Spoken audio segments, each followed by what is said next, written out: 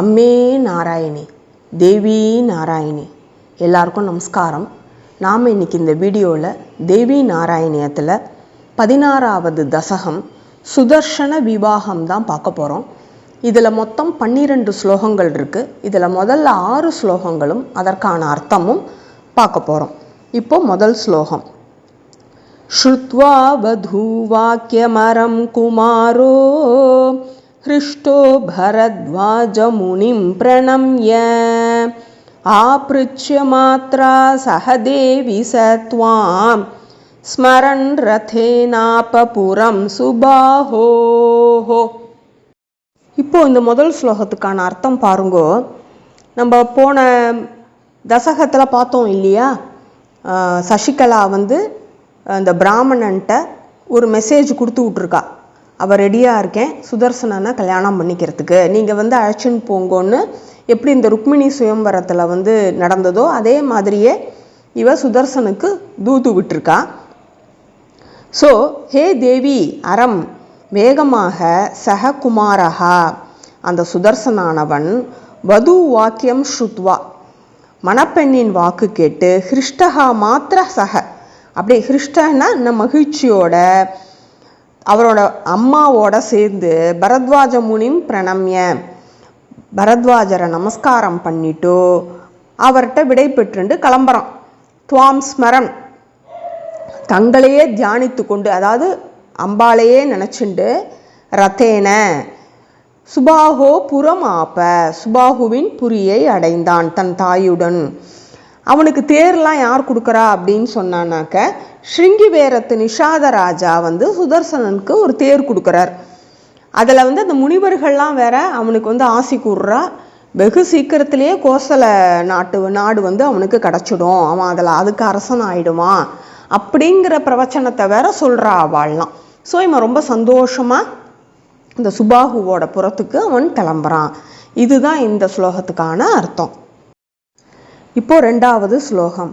ஸ்வயம் வராஹூத மஹிபுஜாம்ச சபாம் பிரவிஷ்டோ ஹதபீர் நிஷண்ணஹ கன்யா கலா பூர்ண சசி த்வசாவேத் ஆஹுர் ஜனாஸ்தாவ பிவீக்ஷமானாஹ.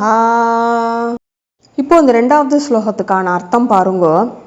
ஹதபீஹி சஹா பயமற்ற அவன் ஸ்வயம் வராஹூத மஹிபுஜாம் ஸ்வயம்வரத்திற்கு அழைக்கப்பட்டிருந்த அரசர்களுடன் சபாம் பிரவிஷ்டஹா நிஷண்ணஹா சபையில் பிரவேசித்து அங்கே போய் உட்காந்துக்கிறான். கன்யா கலாபூர்ண சசி தூ அசௌ இதி கன்னிகை கலை என்றால் பூர்ணச்சந்திரன் இவரே அப்படின்னு அங்கே இருக்கிற ஜனங்கள்லாம் வேற பேசிக்கிறா. இது மாதிரி அப்படியே அவ்வளவு அழகாக ஜொலிச்சுண்டு சுதர்சனன் சபையை அலங்கரிச்சுண்டு உட்காந்துக்கிறான். இதுதான் இந்த 2வது ஸ்லோகத்துக்கான அர்த்தம். இப்போ 3வது ஸ்லோகம். வதுஷ்சதர்ஷன வர்திதானு ராகா ஸ்மரந்தி தவ வாக்கியசாரம் சபாம் நிருபாணாம ஜிதேந்திரியாணாம் ந பிராவிஷத்ஸா பித்ருச்சோதிதாபி. இப்போ இந்த 3வது ஸ்லோகத்துக்கான அர்த்தம் பாருங்கோ.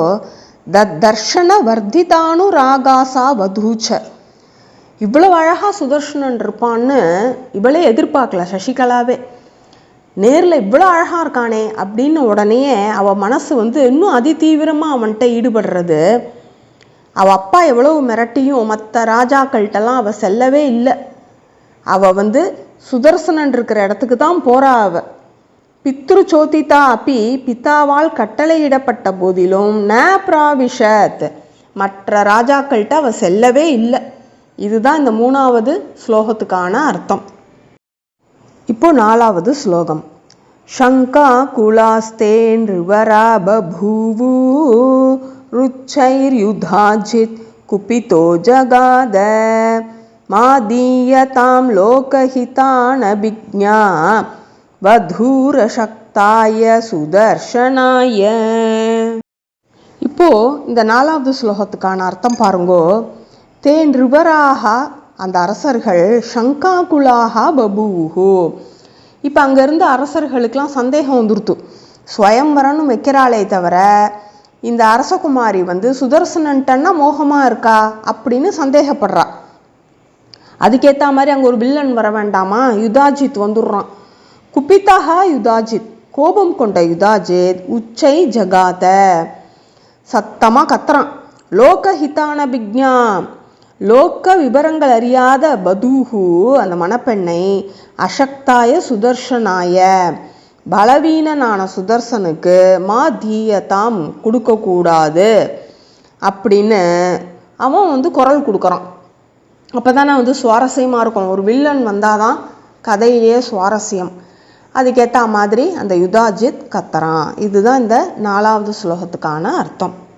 இப்போ 5வது ஸ்லோகம். பாலோ யமித்யேஷ மயாஸ்ரமே ப்ராகுபேக்ஷித சோத்ர ரிபுத்வமேதி மாயம் ச பத்வா விரியதாம் விரதச்சேத் ஹன்யாமிமம் தாம் ச ஹரே யமாஷு. இப்போ இந்த 5வது ஸ்லோகத்துக்கான அர்த்தம் பாருங்கோ. யுதாஜித் கத்துறான், இவன் சின்ன பையனாக இருக்கானேன்னு நான் அவனை ஆசிரமத்தில் விட்டுருந்தேன். இன்னைக்கு அவன் எனக்கே எதிரியாக நிற்கிறான். ரிப்புன்னா யாரு? எதிரி. இதுவா உண்மை? இவனுக்கு யுதாஜித்துக்கு பயந்துண்டுன்னா அவன் அம்மாவும் பிள்ளையும் ஆசிரமத்தில் போய் தஞ்சம் அடைந்தா. இவன் எப்படி சபையில் எப்படி அவன் மாற்றி சொல்கிறான் பாருங்கோ. இன்னைக்கு அவன் எனக்கே எதிரியாக நிற்கிறான். இவ தன்னிச்சையாக இந்த பொண்ணு வது கல்யாணம் பண்ணிண்டா நான் அவனை சுதர்சனை நான் வதம் செய்வேன். தாம் த ஆசுஹரேயம், அது மட்டும் இல்லாமல் இந்த வதுவையும் நான் கடத்தி செல்வேன் அப்படின்னு சபதம் பண்ணுறான் சபையில் யுதாஜித். இதுதான் இந்த 5வது ஸ்லோகத்துக்கான அர்த்தம். இப்போ 6வது ஸ்லோகம். ஸ்ருத்வா யுதாஜித் வசனம் நிருபாலா ஹிதைஷினः கேசித் உபேத்ய சர்வம் சுதர்ஷனம் ப்ரோச்சுரதாபி தீரஹ ச நிர்பயோ நைவ சசால தேவி. இப்போ 6வது ஸ்லோகத்துக்கான அர்த்தம் பாருங்கோ. இந்த மாதிரி யுதாஜித் சபதம் பண்ண உடனே சில வெல்விஷர்ஸ்லாம் இருப்பா இல்லையா, அவெல்லாம் போய் சுதர்சனன்ட்ட சொல்கிறா, இவன் இந்த மாதிரி சொல்லியிருக்கான், நீ உன்னை காப்பாற்றிக்கோ அப்படின்னு சொல்கிறா. ஆனாலும் சுதர்சனன் கொஞ்சம் கூட பயப்பில்லையாம். ஏன்னாக்க அவனுக்கு அம்பாள்னா அனுகிரகம் பண்ணியிருக்கா. அதனால் அம்பிகையோட ஆக்ஞப்படி தானே இவன் செஞ்சுட்டு இருக்கான். அதனால் அதாப்பி தீரஹா நிர்பயா, அதனால் தீரனும் பயமற்றவனுமானவன் ந ஏவ சச்சால, அசையவே இல்லை.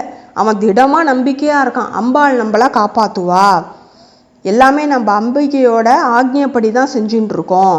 அம்பிகையை அடைக்கலம் அடைந்தோர் எப்போதும் காப்பாற்றப்படுவார்கள், அதனால் எனக்கு பயம் இல்லை அப்படின்னு அவன் தைரியமாக இருக்கான். இதுதான் இந்த 6வது ஸ்லோகத்துக்கான அர்த்தம்.